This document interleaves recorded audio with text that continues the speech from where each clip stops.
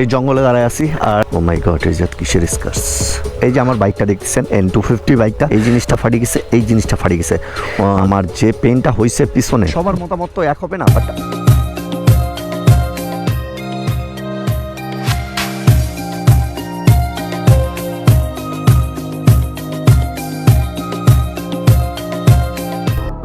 আমি মূলত এখন এই জঙ্গলে দাঁড়ায় আছি। আর জঙ্গলে কিসের জন্য দাঁড়ায় আছি আর কিসের জন্য ঢুকছি আগের ভিডিও তো দেখছেন যে জঙ্গলটা আপনার অদেখা ছিল, দেখিনি কখনো, তো এই জন্য দাঁড়াইছি। আর এই যে আমার বাইকটা দেখতেছেন N250 বাইকটা, তো এই N250 নিয়ে আজকে একটু কথা বলবো আমি।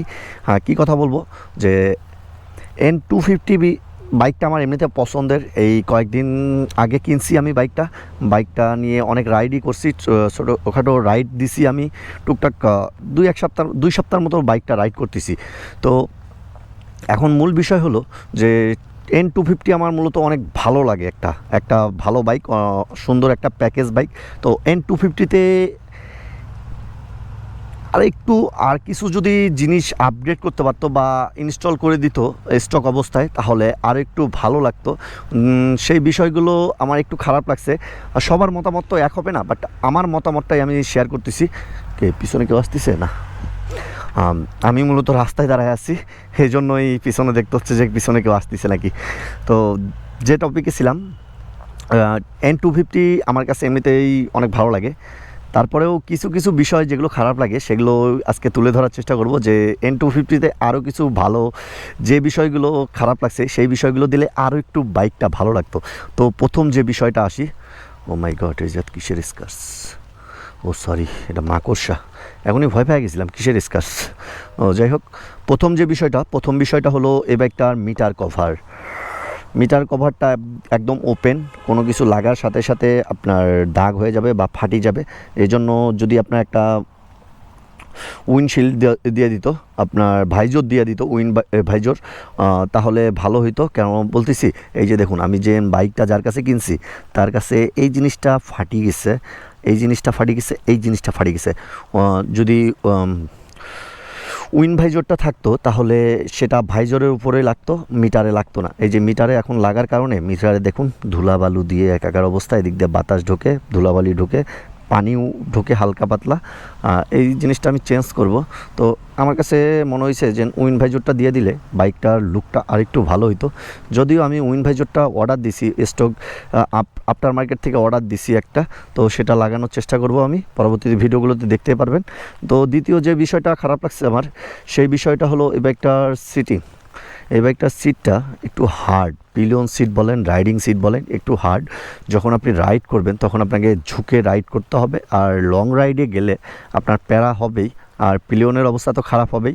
পিলিয়নের কথা বলতেছি কিসের জন্য, আমি শিকার হয়েছি যখন বাইকটা কিনি। বগুড়াতে গেছিলাম আমরা, বগুড়া থেকে বাইকটা নিয়ে গেছিলো আক্কেলপুর, যে শোরুম থেকে কিনছে সেটা আক্কেলপুরে ছিল। তো সেই শোরুমের দূরত্ব ছিল 35 কিলোমিটার। আমি পিছনে বসে গেছিলাম, 35 কিলোমিটার বসে যাওয়ার পরে আমার যে পেনটা হয়েছে পিছনে বলার মতো না আর কি। তো এই বিষয়টা আমার কাছে খারাপ লাগছে, যে এই বাইকের সিটিংটা আপনার পিলিয়ন সিট বলেন আর আপনার রাইডিং সিট বলেন একটু হার্ড, একটু লং টাইম রাইড করলে আপনার পেইন করা শুরু করে।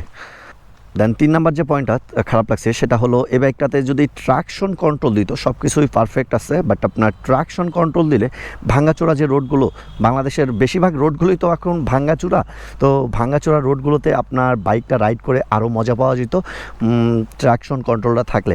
আর 4 নাম্বার পয়েন্টটা খারাপ লাগছে আমার এই বাইকটার গিয়ার, 6 গিয়ার না দেওয়া। তো 250 সিসির একটা বাইক যদি 6 গিয়ার না থাকে তাহলে কেমন একটা বিষয় না। 6 গিয়ার থাকলে আপনার বাইকটা রাইড করে আরও ভালো লাগতো। আর মনে হয় যখন আমি রাইড করি 5 গিয়ারে রাইড করি তখন আর একটা গিয়ার দেওয়ার ইচ্ছা করে, যে আর একটা গিয়ার থাকলে ভালো হইতো। তো এই বিষয়টা মিসিং, যে 6 গিয়ারটা নাই।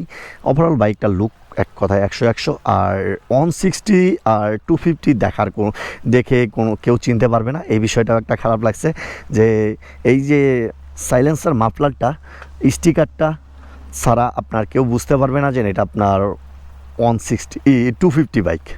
তো এই দুইটা জিনিস যদি আউট করে দেওয়া হইতো তাহলে এটা আপনার 160 বাইকই মনে হইতো। আর সব থেকে যে বিষয়টা আমার প্যারা লাগছে সেটা হলো আপনার এই বাইকটার টার্নিং রেডিয়েন্স। তো এই বিষয়টা আমার আগের বাইক থেকেই প্রবলেম, আমার বাইক ঘোরাইতে একটু প্রবলেম ফিল হয়, আমি সেটা যে কোনো বাইকই হোক। আর সেটা তো এই বাইকের টার্নিং রেডিয়েন্স আরও কম, আমার জন্য আরও প্যারা ভাই, জানেন না। দেখাই, আমি একটু বাইকে বসে দেখাই, তাহলে বুঝতে পারবেন। এই যে দেখুন, বাইকের হ্যান্ডেলটা সোজা, এই যে এর বেশি আর ঘুরবে না, এই এতটুকুই ঘুরবে, জাস্ট এই পাশেও এতটুকুই ঘুরবে। আমি যখন জিক্সার ইউজ করতাম তখন হ্যান্ডেলটা আমার এখানে চলে আসতো, আর এটার হ্যান্ডেল দেখুন এখানেই, আমার জিক্সারের হ্যান্ডেল চলে আসতো এখানে। তো ওইখানে তারপরেও আমার জিক্সারে টার্নিং রেডিয়েন্স নিতে বা আপনার বাইকটা ঘুরাইতে একটু প্রবলেম হইতো, বাট কী আর করার, এখন নিয়ে ফেলাইছি, আস্তে আস্তে শিখতে হবে। টার্নিং রেডিয়েন্সটা আপনার ভালো করতে হবে আরও, মানে আমার কথা বলতেছি, বাইকের তো আর সম্ভব না, আমার আরও আপডেট করতে হবে যে কীভাবে আরও সহজে বাইক ঘুরাইতে পারি আমি। তো এই বিষয়টা, তো টার্নিং রেডিয়েন্সে আপনার যখন বাইকটা ইউটার্ন নেবেন বা আপনার বাইকটা ঘুরাবেন তখন একটু প্যারা পোহাইতে হবে আপনার এই বাইকটা। যদি আর একটু টার্নিং রেডিয়েন্স বেশি দিত তাহলে আমার ক্ষেত্রে ভালো হইতো, বা আপনার যারা এই বিষয়ে মতামত একমত দেন তাহলে তারা কমেন্টে জানান যে টার্নিং রেডিয়েন্স নিয়ে আপনাদেরও কি এই অভিজ্ঞতাটা আছে নাকি, যে অল্প জায়গায় আপনারা ঘুরাইতে পারেন না, বেশি জায়গা লাগে। তো আমার কাছে এই কয়েকটা বিষয়ই খারাপ লাগছে, যেগুলো বাইকে স্টক অবস্থায় আরেকটু আপগ্রেড করতে পারতো, আর একটু ভালো করতে পারতো, তাহলে আরও ভালো হইতো। তো আপাতত এইটুকুই, দেখা হচ্ছে নতুন কোনো ভিডিওতে। আর ভিডিওটা যদি ভালো লেগে থাকে তাহলে অবশ্যই কমেন্টে আমাকে জানাই দিবেন। ততক্ষণ পর্যন্ত ভালো থাকুন, সুস্থ থাকুন এবং সাবধানে থাকুন। আর ভিডিওটা বানাইতেছি একটা জঙ্গলের ভিতরে ভাই, শালবন, রংপুরের যে বিখ্যাত শালবন, এটা অনেক ধাপে ধাপে আছে। এক চাচার কাছে শুনলাম আমি, চাচা এখানকার ফরেস্ট অফিসার, তো 4-5টা এরিয়া নিয়ে উনি ফরেস্ট অফিসার। তো এখানে নাকি বন্য প্রাণীও আছে। তো এখানেই আমার ভিডিওটা শেষ করতেছি, দেখা হচ্ছে নতুন কোনো ভিডিওতে। ততক্ষণ পর্যন্ত ভালো থাকুন, সুস্থ থাকুন, দেখা হচ্ছে, টাটা, আল্লাহ হাফেজ।